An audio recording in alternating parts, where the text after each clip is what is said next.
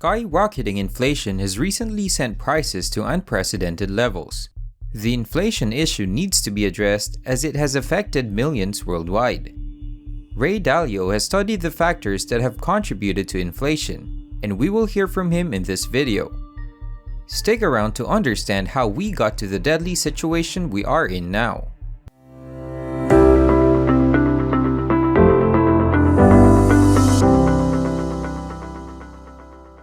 The majority of the time, economists are mistaken, but Dalio is not one.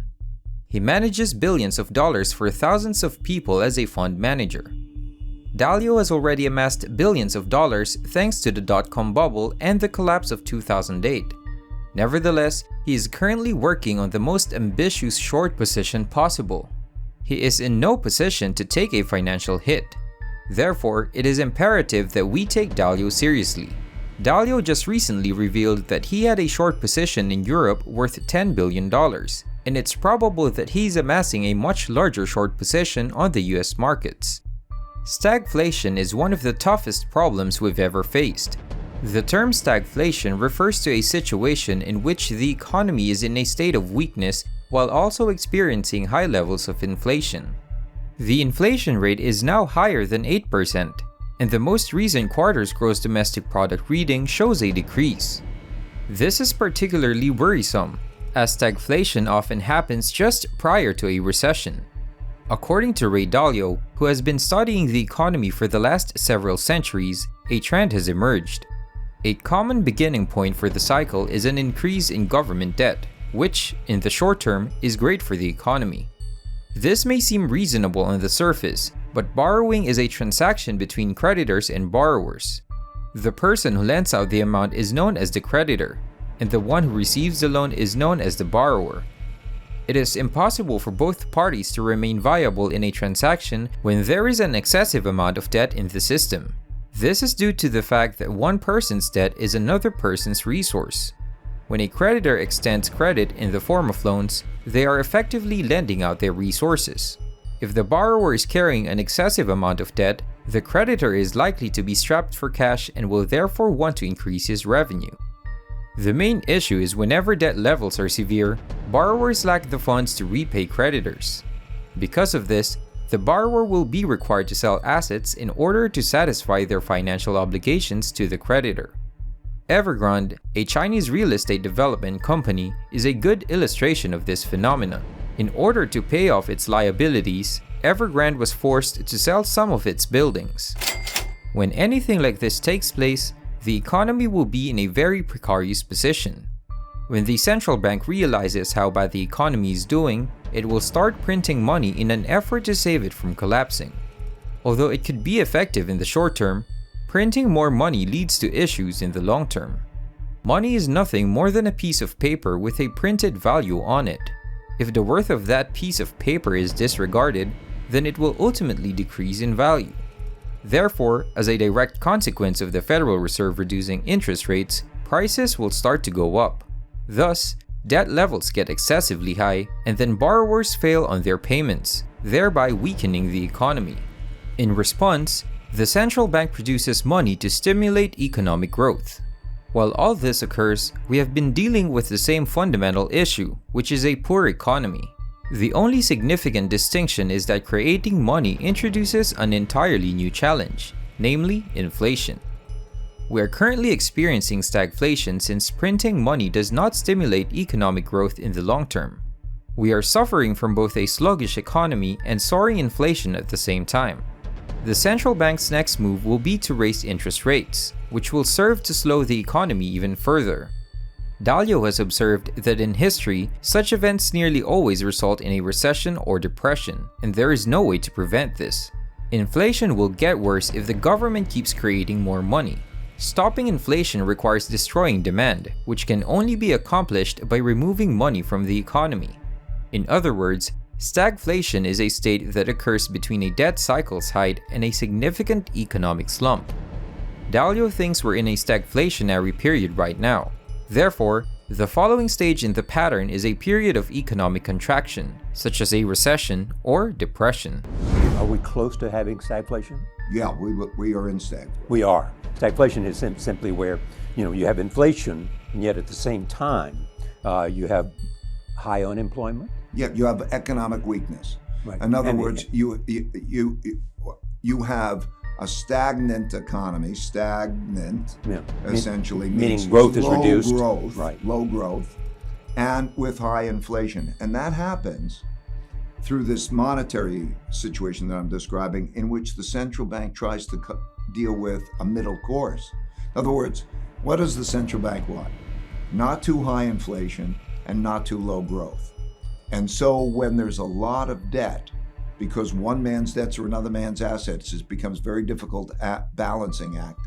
And that is when you have stagflation, when you produce it. So just like in the 1960s, late 60s, we spent a lot of money on guns and butter, we called it, right. The Vietnam War and social programs and so on.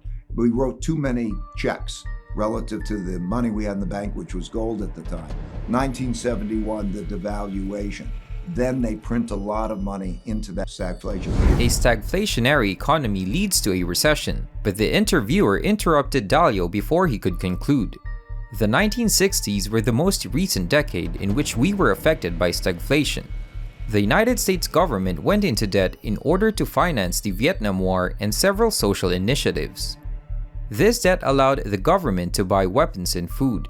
The United States government, on the other hand, did not have the funds necessary to pay down this loan, so it produced money instead. Consequently, the United States experienced stagflation, generally described as a poor economy and high inflation. Because of these unheard of financial conditions, the United States ran out of money in 1971. Dalio clarified via Twitter. At the time, the United States was spending a lot more money than it was earning by writing a lot more of these paper money checks and had gold in the bank to exchange for them. As people turned these checks into the bank for gold money, the amounts of gold in the US started to dwindle. It soon became obvious that the US couldn't keep his promises for all the existing paper money, so people holding dollars rushed to exchange them before the gold went out. In a roundabout way, Dalio differentiated between commodity money and fiat money, the two distinct varieties of money. A gold coin, for example, is a type of commodity money because its value was derived solely from its physical composition. For financial dealings, people have traditionally used gold, and this practice dates back several centuries. This is due to the fact that gold is a relatively scarce metal that possesses exceptional chemical characteristics, both of which contribute to its enormous worth. Government-issued money, on the other hand, is backed and produced by the state. The United States dollar is a good illustration of fiat money because the United States government is the sole arbiter of the dollar's worth. 1971 was a pivotal year for the widespread adoption of commodity money as an alternative to fiat currency. By printing more money, governments run the risk of creating stagflation, which might lead to the demise of all fiat currency. An excellent illustration of this was Zimbabwe's hyperinflation in 2008 when inflation on a daily basis was 98%. The only reason that fiat currency has any value at all is that people continue to trust in it, despite the fact that the government committed the error of producing more and more dollars. If people ceased trusting in the worth of the United States dollar, that currency's value would plummet. Further skepticism is generated as the dollar plummets, which further devalues the currency. The Federal Reserve is quite worried about this positive feedback loop. So, how severe is the current economic downturn? The response can be expressed in the form of an automobile metaphor. Consider the characteristics of a good and poor driver of a motor vehicle. A good driver would apply a light touch to the gas and brake pedals, leading the vehicle to go forward in a steady and somewhat consistent manner.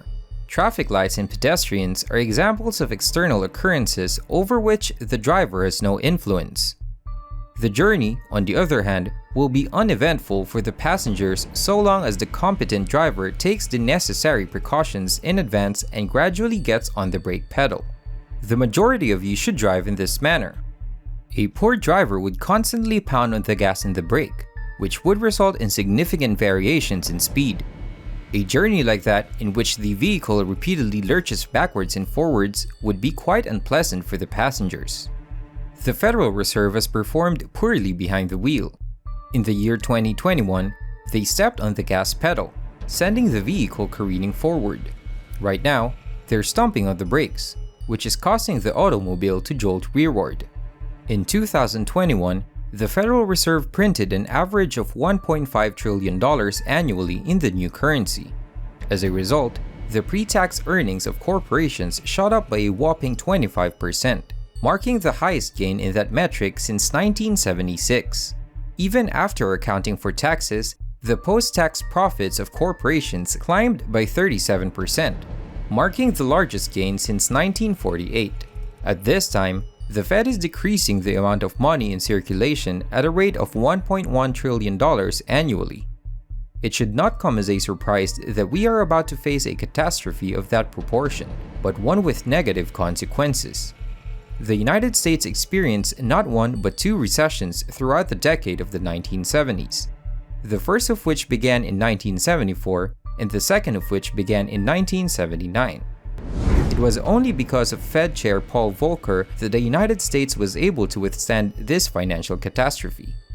Volcker increased interest rates in 1979 in an effort to halt inflation. Because of this, the economy was subject to erratic shifts, with the gross domestic product primarily contradicting during Volcker's term as Federal Reserve Chairman. It's also vital to note that foreign countries were in far greater suffering than the United States. The debtor nations of other countries were made to suffer through a decade-long downturn. According to Dalio, the only way to lower inflation is for individuals and businesses to cut back on their spending. This has been the situation in the past, and it will be the situation again this time. As was discussed before, the printing of more money caused the financial markets to become overstretched, and this continued until 2021. This is something that Dalio is aware of thanks to his bubble gauge, which he employs to determine whether or not certain stock prices are exaggerated. This graph demonstrates that Dalio possesses his own bubble gauge, which divides bubbles into various percentiles according to their size. The 1920s were a time when the bubble gauge was at its most extreme. The same thing happened throughout the 1990s, with the decade's average remaining inside the 99th percentile for several years before plummeting. Before the most recent fall, the 2020s were performing at a level that was in the 85th percentile of all bubbles. This level has since dropped to the 40th percentile. Therefore, if we are to believe what Dalio has to say, gauge stocks are substantially undervalued. In accordance with Dalio's gauge, the once promising businesses have now fallen below the average. Despite this, Dalio believes that the bubble stocks will continue to fall. Dalio bases his forecast on historical precedents, such as the 1920s and the 1990s, which were in many ways comparable to the 2020s. Due to loose monetary policy, the market value of growth stocks increased dramatically over all three time periods. Because of this, they were able to analyze the trends that had occurred in the past and make a prognosis based on those findings. Nasdaq 2-year government bond yields were mapped out and studied by Dalio in all three timeframes. The current bubbles, compared to those of the 1920s and 1990s, have a greater negative impact on us. Dalio also employs a gauge known as the leverage gauge. The market's options, holdings, and margin debt are all factored into his leverage gauge. Based on the leverage gauge's most recent reading, we are presently located in the middle of the dataset at the 50th percentile. Therefore, it is fairly comparable to the average. This can lead many investors to believe that there is no risk, but Dalio isn't so sure. It has come to his attention that bubbles frequently overcorrect, thus bringing us back to the automobile example. While economies fluctuate back and forth, bubbles often go even further than what the fundamentals indicate. The leverage in the market is approximately average right now, which may seem acceptable. Nevertheless, bubbles often overcorrect to the 10th or 20th percentile. Dalio stands to profit greatly from the upcoming correction. An estimated $10 billion of his assets are said to be short positions in a number of European stock exchanges. Eurostoxx 50 is a European index that measures Europe's 50 largest stocks. He is shorting stocks identical to those in this index.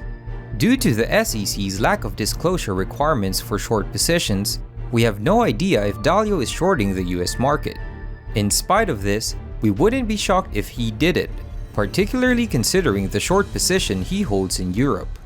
In addition to this, Dalio believes that there is a possibility of a civil war breaking out in the United States, which has a probability of 40%. What do you guys think of Ray Dalio's analysis? How should the Federal Reserve act to tone down inflation in the proper way?